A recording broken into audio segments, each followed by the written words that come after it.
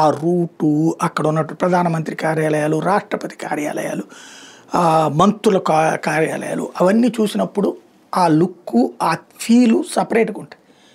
అది కాకపోతే బ్రిటిష్ వాళ్ళ టైంలో కట్టినటువంటి వస్తుగా అంతకుముందు ఉన్న ముస్లిం రాజులు కట్టించుకున్న దాన్ని తర్వాత బ్రిటిష్ వాళ్ళు అప్డేట్ చేసుకున్నారు.